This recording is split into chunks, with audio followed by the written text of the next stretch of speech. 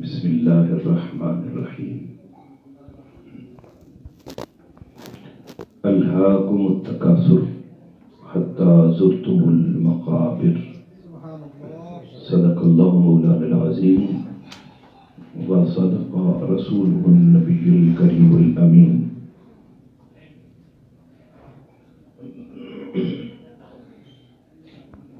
ثنا کو پتا پتا ہے خدایا دم بدم تیرا،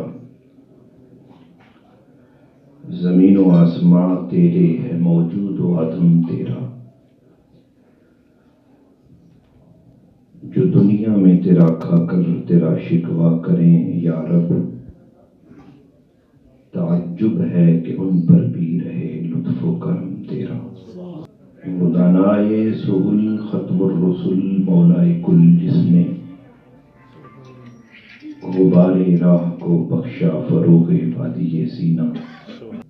بلغ العلا بکمالہ کشف الدجی بجمالہ، حسنت جمیع خصالہ صلو علیہ وآلہ.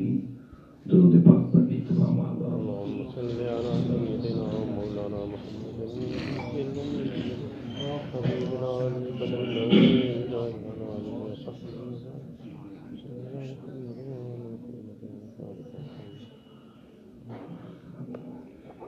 انتہائی واجب التعظیم والاحترام عزت مآب سید السادات جناب صاحبزادہ پیر سید اسد اللہ شاہ خالد مزید شرفو، انتہائی واجب الاحترام جناب محترم محمد نعیم صاحب، تحریک منہاج القرآن کے عظیم رہنما جناب سردار محمد اجاز خان اسدالزئی،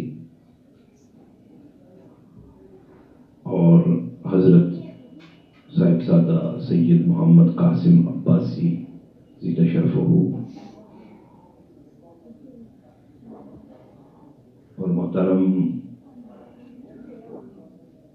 صاحبزادہ محمد افضال بٹ صاحب، اور آج کی اس نشست میں تشریف لانے والے تمام معزز و محترم حضار مجلس. محترم قاری محمد نجم ریاض رحمۃ اللہ تعالی علیہ،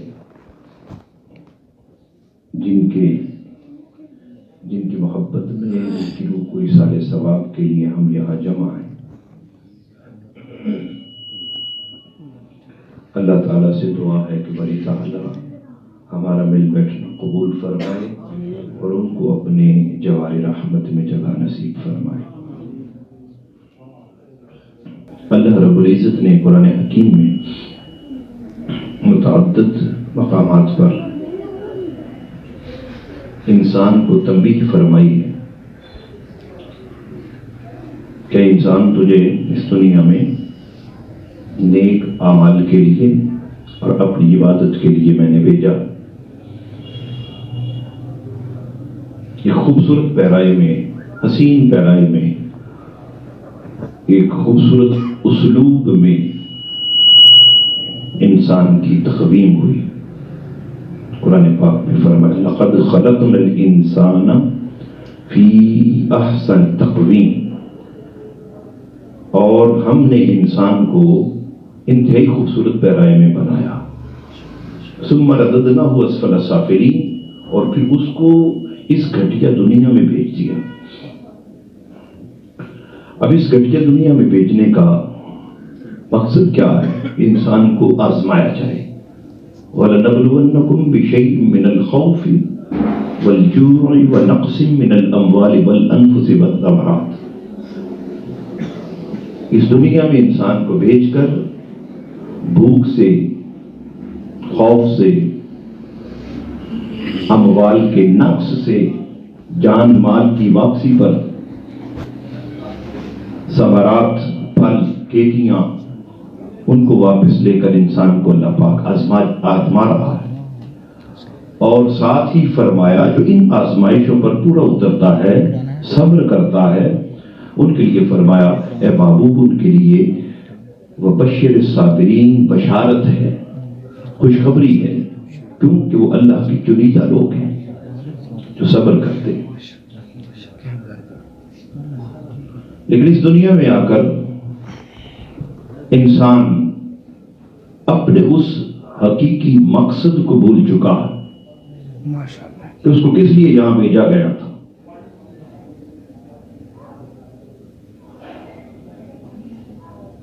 فَهَدَيْنَاهُ النَّجْدَيْنِ، دو راستے انسان کو دکھائے. قَدْ أَفْلَحَ مَنْ زَكَّاهَا وَقَدْ خَابَ مَنْ دَسَّاهَا. جس نے تقوی اور طہارت کو اپنایا، اپنے نفس کا تزکیہ کیا، وہ کامیاب ہو گیا، اور جو تزکیہ نہ کر سکا وہ خائب و خاسر رہا، نقصان میں رہا، اس دنیا میں بھی، قبر میں، حشر میں، برزخ میں، اللہ کی بارگاہ میں وہ سرخرو نہ ہو سکا. قرآن پاک کی جو آیت کریمہ میں نے عرض کی، فرمایا الہاکم التکاثر حتی زرتم المقابر. اس دنیا کے مال نے، دنیا کے جاہ و منصب نے، دنیا کی خواہشات نے، دنیا کی علائشوں نے، دنیا کی غلاظتوں نے انسان کو ہلاک کر دیا. الہاکم التکاثر، کثرت مال نے، کثرت جائیداد نے، کثرت اولاد نے، کثرت خواہشات نے انسان کو ہلاک کیا. الہاکم التکاثر، انسان ہر چیز کو جمع کرنے کا سوچتا ہے، اور اس کی خواہش ہے کہ میرا مال بھی بڑھ جائے، میری عمر بڑھ جائے، میری اولاد بڑھ جائے، میری عزت بڑھ جائے، میری خوشیاں بڑھ جائیں، میرا سکون بڑھ جائے، اور میرا بینک بیلنس بڑھ جائے، میری جگہ بڑھ جائے، مال و دولت میں فراوانی آ جائے. ساتھ ہی فرمایا متصلاً حتی زرتم المقابر، یہاں تک کہ انسان قبر تک چلا گیا. اسی خواہش میں ہزاروں خواہشیں ایسی کہ ہر خواہش پہ دم نکلے. بہت نکلے میرے ارمان، لیکن پھر بھی کم نکلے. تو انسان قبر تک پہنچ گیا لیکن خواہشات ختم. یہاں حضور شیخ الاسلام پروفیسر ڈاکٹر محمد طاہر القادری فرماتے ہیں انسان اپنی خواہشات ختم بھی کرنا چاہے تو ختم نہیں ہو سکتی. کیوں؟ کہ ختم کرنے کے لیے بھی ایک خواہش کی ضرورت ہوتی ہے. اس کا مطلب یہ ہے کہ جو حضور علیہ السلام نے فرمایا کہ انسانی پیٹ نہیں بھر سکتا، اس کے پیٹ کو فقط قبر کی مٹی بھرے گی، تو بھر ہی نہیں سکتا، کسی صورت نہیں بھر سکتا. ایک خواہش انسان کی جب جنم لیتی ہے تو وہ جب پایہ تکمیل تک پہنچتی ہے تو 2 ماہ 4 ماہ 6 ماہ بعد، سال بعد انسان اس منصب پر رہ کر پھر آگے کی سوچتا ہے. مثال کے طور پر اس کا 18 اسکیل ہے، 18 سے وہ چاہتا ہے کہ میں 19 پہ چلا جاؤں. جب 19 میں 5 7 10 سال بعد پہنچتا ہے تو پھر وہ 19 میں پہنچنے کے بعد 6 ماہ سال بعد پھر اس کی خواہش جنم لیتی، انگڑائی لیتی کہ میں کاش 20 میں چلا جاؤں. پھر جب 20 میں چلا جاتا ہے پھر 21 میں جانا چاہتا ہے، پھر آگے جانا چاہتا ہے. یہ انسان کی خواہشات ہیں. لاکھ ہے تو چاہتا ہے 2 لاکھ ہو جائے، کروڑ ہے تو چاہتا ہے 2 کروڑ ہو جائے، ایک فیکٹری ہے تو چاہتا ہے کہ دوسری فیکٹری بھی مجھے مل جائے. انسانی خواہشات جنم لیتی رہتی ہیں، لیکن کامیاب کون ہے؟ جو ان خواہشوں کو دباتے ہیں، جو اپنی خواہش کو، حضور علیہ السلام نے فرمایا کامیاب وہ ہے، مومن وہ ہے، میرے نزدیک وہ ہے جو اپنی خواہشات کو میرے لائے ہوئے نظام کے تابع کر لے. تبھی لما جئت بھی، اس کے تابع کر لے جو میں لایا ہوں. اگر وہ اس کے تابع کر گیا تو دنیا میں بھی، حشر میں، برزخ میں، قبر میں وہ کامیابی کا عامران رہا، فوز و فلاح کا باعث بن گیا، نہیں تو ناکام ہے. سورۃ الحدید میں اللہ رب العزت نے ارشاد فرمایا 27ویں پارے میں اعلموا انما الحیات الدنیا لعب ولہو وزینۃ وتفاخر بینکم وتکاثر فی الاموال والاولاد. جان لو، اعلموا انما الحیات الدنیا لعب ولہو، یہ دنیا کی زندگی ایک کھیل تماشا ہے، وزینہ زیب و آرائش ہے، وتفاخر بینکم وتکاثر فی الاموال والاولاد، یہ بس ایک کھیل تماشا ہے، تم ایک دوسرے کا پر فخر کرتے ہو، غرور اور گمنڈ کرتے ہو، نخوت سے زندگی گزارتے ہو کہ میری زندگی دوسرے سے اعلیٰ ہو جائے، بہتر ہو جائے، میری اولاد بڑھ جائے، میرا مال بڑھ جائے، دنیا سوائے کھیل تماشے کے کچھ بھی نہیں ہے۔ یہ ایک اسٹیشن ہے، ایک اسٹیشن ہے جہاں گاڑی رکی ہے، پھر اس نے چل پڑنا۔ اور انسان کی یہ زندگی عارضی ہے، مستقل ٹھکانہ کوئی اور ہے۔ جیسے کہتے نہیں لکھا ہوتا آخری آرام کا، یہ آخری آرام کا نہیں، یہ تو گاڑی ہے، کچھ دیر کے لیے رکی ہے پھر چل پڑے گی۔ پھر آگے بہت سارے مقامات پر اللہ پاک نے پھر اسی آیہ کریمہ کی ایک اور اس سے متصل اگلا حصہ جو ہے فرمایا کمثل غیث اعجب الکفار نباتہ ثم یہیج فتراہ مصفرا ثم یکون حطاما۔ اس دنیا کی مثال ایسے ہے جیسے بارش برسی، کمثل غیث اعجب الکفار، کسان خوش ہو گئے، کھیتی بڑھ گئی، ثم یہیج فتراہ مصفرا، پھر کھیتی پروان چڑھی، جوانی میں آ گئی، توانائی میں آ گئی، پھر زرد پڑ گئی، پھر اس کا بوسہ بن گیا، ثم یہیج فتراہ مصفرا ثم یکون حطاما، پھر بوسہ بن گیا۔ یعنی یہ زندگی دنیا کی کسی نہ کسی موقع پر ختم ہونے والی ہے، یہ بتلایا جا رہا۔ تو اس آیہ کریمہ کے ساتھ میں ایک حدیث پاک کو ملانا چاہوں گا۔ حضور نبی اکرم صلی اللہ علیہ وآلہ وسلم نے ارشاد فرمایا، یہ امام دہلوی نے اس کو روایت کیا، حضرت عبداللہ بن عباس رضی اللہ تعالیٰ عنہ سے راوی حضور علیہ السلام نے فرمایا جب انسان قبر میں جاتا ہے، خاص طور پہ عالم دین کے بارے میں فرمایا کہ جب علم والا عالم دین قبر میں جاتا ہے تو اس کا علم جو اس کے ساتھ جاتا ہے اس کو ایک شکل عطا کی جاتی ہے، اس کو ایک صورت عطا کی جاتی ہے جو علم ساتھ لے کر جاتا ہے۔ اور ایک اور حدیث مبارکہ میں ہے کہ وہ جو عمل ساتھ لے کر جاتا ہے اس کو بھی شکل عطا کی جاتی، صورت عطا کی جاتی۔ اگر وہ عمل کریم ہے تو اس کا اکرام کرتا ہے، لئیم ہے تو وہ کہتا ہے تجھے سب کچھ تجھے سونپ دیا۔ وہ عمل شکل اختیار کرتا ہے، وہ علم شکل اختیار کرتا ہے، اس کی نیکی شکل اختیار کرتی ہے، اور قیامت تک حضور علیہ السلام نے فرمایا وہ اس کے مونس و جلیس بن جاتے ہیں، اس کے غمخوار بن جاتے ہیں۔ علم اس کا غمخوار بن کے قبر میں اس کے ساتھ رہتا ہے، عمل اس کا غمخوار بن کر قبر میں اس کے ساتھ رہتا ہے۔ اگر عمل اچھا تھا تو اس سے انسان کو انس پیدا ہو جاتا ہے، اگر عمل برا ہے تو وحشت پیدا ہوتی، وہ ڈرتا رہتا ہے۔ حضور علیہ السلام نے ایک صحابی سے فرمایا تمہیں پتا ہے کہ تم قبر میں اکیلے نہیں جاؤ گے بلکہ تمہارے ساتھ ایک تمہارا ساتھی بھی جائے گا۔ یا رسول اللہ وہ کون؟ فرمایا وہ تمہارا عمل ہوگا۔ تم مر کر قبر میں جاؤ گے، وہ تمہارے ساتھ زندہ ہی قبر میں جائے گا، اور قیامت تک کے لیے وہ تمہارا جلیس و غمخوار بن کر رہے گا۔ اگر اچھا ہے تو تمہارے غم میں شریک ہوگا، محبتیں بانٹے گا، اگر اچھا نہیں ہے تو تمہیں وحشت پیدا ہوگی تمہارے لیے۔ ایک حدیث مبارکہ حضور علیہ السلام نے، یہ ترمذی شریف کی حدیث پاک ہے، سے حاصل تک یہ حدیث حضرت عبداللہ بن مسعود رضی اللہ تعالیٰ عنہ روایت کرتے۔ آقا علیہ السلام نے فرمایا لا تزول قدما ابن آدم من عند ربه یوم القیامت حتی یسأل عن خمس، قیامت والے دن ابن آدم سے 5 سوال ہوں گے، اس وقت تک اس کے قدم ہل نہیں پائیں گے۔ لا تزول قدما ابن آدم، اس کے قدم اپنی جگہ سے ہل نہیں پائیں گے جب تک وہ 5 سوالوں کے جواب نہیں دے گا۔ یہ پیپر دے دیا اللہ پاک نے کہ آخرت میں یہ تمہارا پیپر ہوگا، پرچہ ہوگا۔ وہ 5 سوال اللہ پاک نے خود بیان بھی فرما دیے۔ حضور علیہ السلام نے حدیث مبارکہ میں بیان کیا کہ 5 سوال جب تک ان کے جواب نہیں دیتا وہ ایک قدم بھی آگے پیچھے ہل نہیں سکتا۔ وہ پہلا سوال کیا ہے؟ آقا علیہ السلام نے فرمایا ان عمرہ فیما افنا، پہلا سوال یہ ہوگا تمہیں جو میں نے عمر کی شکل میں ایک نعمت دی تھی.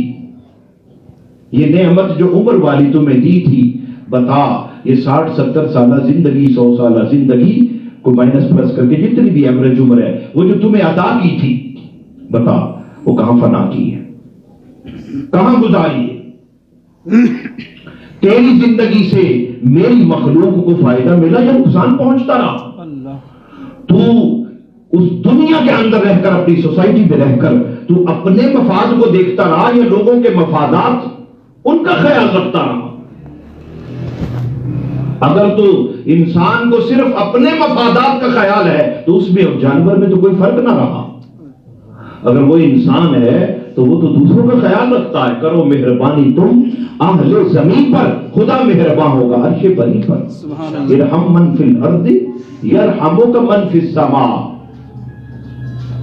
انسان جب دوسروں کا خیال رکھتا ہے تو پھر اپنی زبان کو بھی کنٹرول رکھتا ہے، اپنے فعل کو کنٹرول کرتا ہے، اپنے عمل کو کنٹرول کرتا ہے. پوچھا جائے گا کہ اے انسان، جب تو کوئی جملہ بولتا تھا تو اس سے میری مخلوق کی دل آزاری ہوتی تھی یا دلداری ہوتی تھی؟ تیرے جملے سے میری مخلوق خوش کتنی تھی، اور تیرے جملے سے یا تیرے عمل سے میری مخلوق کتنی تنگ تھی؟ جواب دینا پڑے گا. تو نے اپنی ساری زندگی حقوق و فرائض کی ادائیگی میں اوامر و نواہی کو سمجھ کر گزاری ہے یا سرکش اور باغی رہ کر گزاری ہے؟ یہ قیامت والے دن پہلا سوال ہوگا. تو نے یہ جو زندگی تجھے عطا کی، ہر لمحہ پوچھا جائے گا بتا کیسے گزاری. اب پہلا سوال یہ ہے، اب ہم خود اس پر غور کریں کہ اس کا جواب کیا لکھنا ہے. کہیں تو کوئی عمل ایسا ہو جو اللہ کی بارگاہ میں پیش کیا جائے کہ مولا یہ تیری بارگاہ میں پیش کرنے کے قابل ہے. ہماری تو نمازیں بھی ایسی، ہمارے تو روزے بھی ایسے ریاکاری پر مبنی، ہمارا صدقہ و خیرات ریاکاری پر مبنی ہے، ہماری خدمت خلق ریاکاری پر مبنی ہے، ہماری عبادات ریاکاری پر مبنی ہے. اگر سارا عمل ایسے ہی ہے، میں ایک عرض کرنا چاہوں گا، حضرت بایزید بستامی علیہ الرحمہ، اس میں دو چیزیں آ جائیں گی، ایک تو ریاکاری اور ایک خدمت خلق، مخلوق کے ساتھ محبت اور پیار. حضرت بایزید بستامی رحمۃ اللہ علیہ جب وفات پا گئے تو کسی ہم عصر کے خواب میں آئے، پوچھا بایزید کیا معاملہ ہوا؟ فرمانے لگے جب میں اللہ کی بارگاہ میں گیا تو مولا نے مجھ سے پوچھا تجھے لوگ شیخ الاولیاء کہتے تھے، تجھے ولی اللہ کہتے تھے، تجھے درویش کہتے تھے، تجھے صوفی کہتے تھے، میرا دوست کہتے تھے، بتا جب دوست کے پاس جاتا ہے تو کوئی نہ کوئی تحفہ لے جاتا ہے، تو میرے لیے کیا لایا؟ تیرے پاس کون سی ایسی چیز ہے جو میری بارگاہ میں پیش کرنے کے قابل ہے؟ حضرت بایزید بستامی علیہ الرحمہ بہت بڑے ولی ہو گزرے، وہ کہتے کہ میں نے ساری نمازوں پر نظر دوڑائی لیکن کوئی بھی ایسی نظر نہ آئی جو پیش کر سکوں. روزے دیکھے، حج عمرے دیکھے، صدقات و خیرات دیکھے، کوئی چیز بھی ایسی سامنے نہ آئی. پھر میں نے اللہ کی بارگاہ میں عرض کی مولا میرے پاس کچھ بھی نہیں ہے، ولی ہیں اور ولایت کے بادشاہ ہیں. اور وہ ایک مقام پر بایزید بستامی علیہ الرحمہ فرماتے ہیں کہ 30 سال میں گھر سے باہر رہا. 30 سال جب والدہ کے پاس واپس آیا تو بینائی جا چکی تھی. والدہ نے کہا بایزید بیٹے اتنا لمبا عرصہ باہر رہے ہو؟ تو پھر بیٹھے بیٹھے بایزید بستامی علیہ الرحمہ سے والدہ نے کہا کہ بیٹا مجھے پانی پلاؤ. رات کا وقت تھا، کہتے میں پانی لے کر آیا، جب واپس آیا تو والدہ سو چکی. کھڑا رہا، ساری رات کھڑا رہا پیالہ لے کر، پانی کا پیالہ ماں کے پاس کھڑا رہا. والدہ سوئی رہی. جب صبح اٹھی تو پھر آواز دی بایزید کہاں ہو؟ جی امی جان ادھر ہوں. بیٹا تم جاگ رہے ہو؟ جی امی جان جب آپ نے رات کو پانی مانگا تھا تو اسی وقت کا لے کر کھڑا ہو. بیٹا سو جاتے. امی جان اس لیے نہیں سویا، دوبارہ آپ پانی مانگیں اور میں سویا ہوا ہوں تو کہیں بے ادبی نہ ہو جائے، نافرمانی نہ ہو جائے. تو اسی عمل میں ساری رات گزر گئی ہے. کھڑا ہوں بھائی یزید بستامی علیہ رحمہ فرماتے ہیں کہ اس وقت ماں کی زبان سے ایک جملہ نکلا، 30 سال میں وہ منزل نہیں ملی تھی جو ایک جملے نے عطا فرما دی۔ سبحان اللہ، سبحان اللہ۔ یہ ماں کا مقام ہے، یہ باپ کا مقام ہے۔ اسی لیے اللہ رب العزت نے ماں اور باپ کے بارے میں فرمایا ایک تو میرا شکر ادا کیا کرو، لئن شکرتم لازیدنکم، میرا شکر ادا کرو گے تو میں نعمتوں میں اور اضافہ کروں گا، اور کسی کا شکر ادا کرنے کا نہیں کہا سوائے ماں باپ کے۔ فرمایا انشکر لی ولوالدیک، میرا بھی شکر ادا کیا کرو، اپنے ماں باپ کا بھی شکر ادا کیا کرو۔ تو ہم تو ماں باپ کے ساتھ جو ہمارا حسن سلوک ہے وہ سب کے سامنے۔ خیر وہ با یزید بستامی علیہ الرحمہ، پھر ایک اور عرض کر دوں یہاں ضمناً ایک بات آگئی۔ حضرت بایزید بستامی سے ہی والدہ نے پوچھا تھا تجھے یہ مقام جو اتنا بڑا ملا ہے تجھے معلوم ہے؟ کیسے ملا؟ عرض کی امی جان میں نے ریاضت کی، مجاہدے کیے، مشقتیں کی، راتوں کو جاتا ہوں، دنیا کو ٹکرایا، دنیا کے جاہ و منصب کو، جاہ و جلال کو، لالچ کو، سب کو ٹکرا دیا، اس لیے اس مقام پر پہنچا۔ فرمایا نہیں، تیرے اس مقام پر پہنچنے میں تیری ماں کا بھی حصہ ہے۔ بے شک۔ عرض کی امی جانو کیسے؟ فرمایا تجھے 2 سال میں نے دودھ پلایا، 2 سال دودھ پلایا ہے، جب بھی تجھے دودھ پلاتی تھی پہلے وضو کیا کرتی تھی، وضو کر کے دودھ پلایا تو تو اس مقام پر پہنچا۔ ہماری بہنیں، بیٹیاں، مائیں، بچوں کی تربیت کہاں ہو رہی ہے؟ ٹیلی ویژن کے سامنے جو فحاشی کے اڈے ہیں۔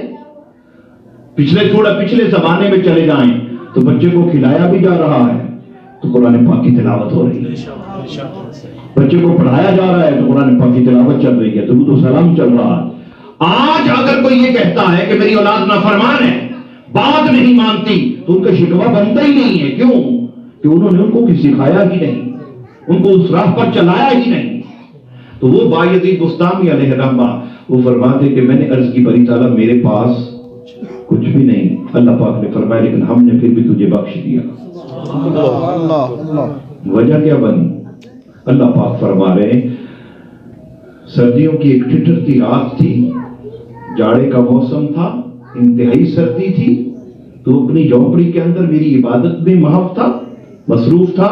ایک کتے کا بچہ، نجس ہے، کتے کا بچہ پلید ہے، کوئی ہاتھ لگانا تو دور کی بات، دیکھنا پسند نہیں کرتا، اپنے قریب پھٹکنا، اس کے قریب آ جائے وہ پسند نہیں کرتا کہ وہ میرے قریب کیسے آیا، دور کرتا ہے۔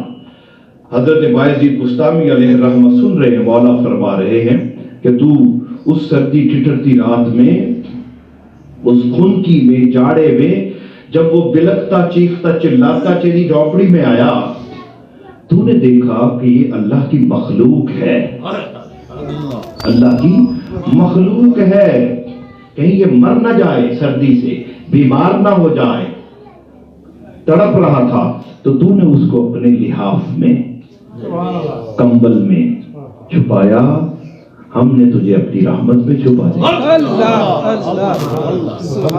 یہ کتے کے ساتھ عمل اور جنت مل گئی۔ ادھر حدیث مبارکہ ہے، ایک فاحشہ عورت نے ساری زندگی بد کرداری میں گزاری، اس نے ایک کتے کو پانی پلایا، اگلے لمحے مولا نے جنت عطا فرما دی۔ جانور کے ساتھ یہ حسن سلوک، تو کہاں جانور، کہاں اشرف المخلوقات۔ انسانوں کے ساتھ حسن سلوک کا عالم کیا ہوگا؟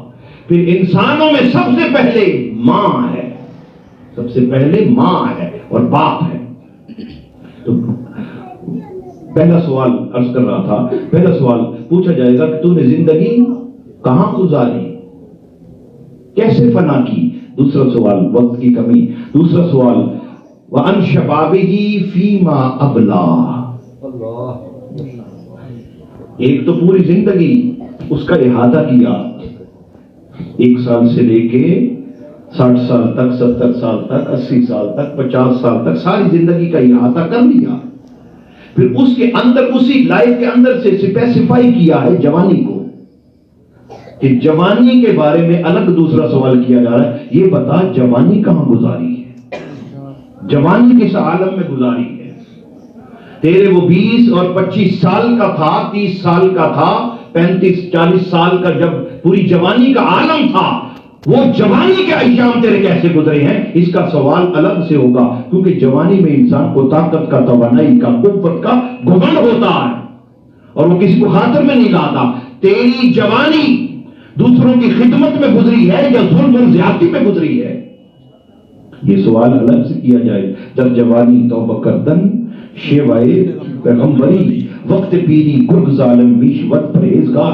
حضرت یحییٰ علیہ السلام 6-7 سال کے بچے، اللہ کے نبی، والد بھی نبی ہیں۔ حضرت زکریا علیہ السلام جب خطاب فرماتے، بیٹا بھی اس خطبے میں، خطاب میں، مجلس میں حاضر ہوتا۔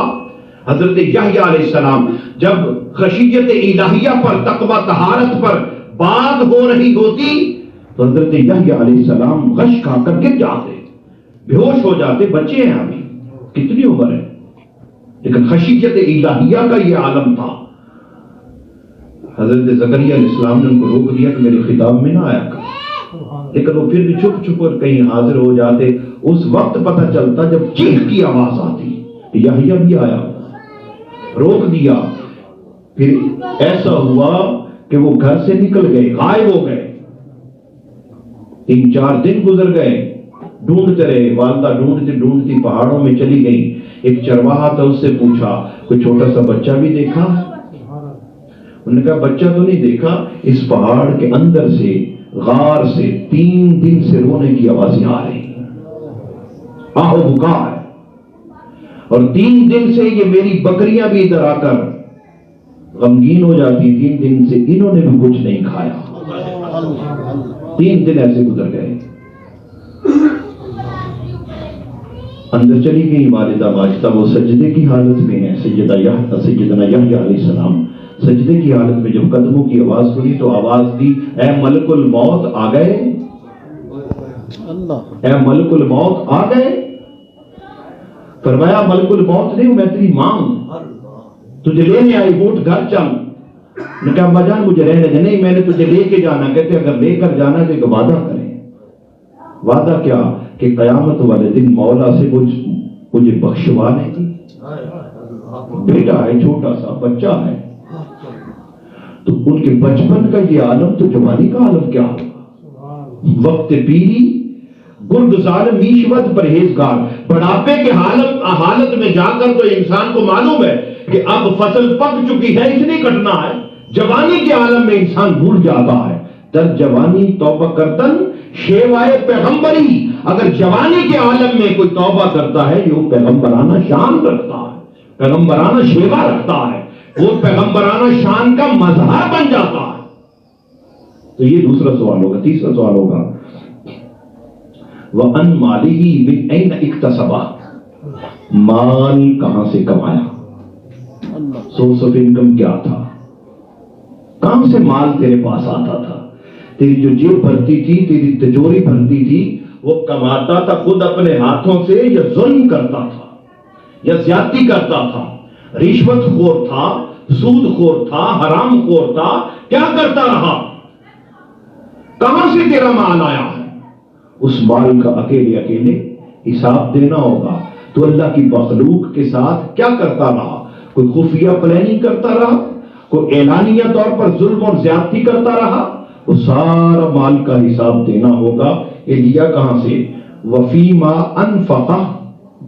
چوتھا سوال، وہ جو مال لیا خرچ کہاں کیا؟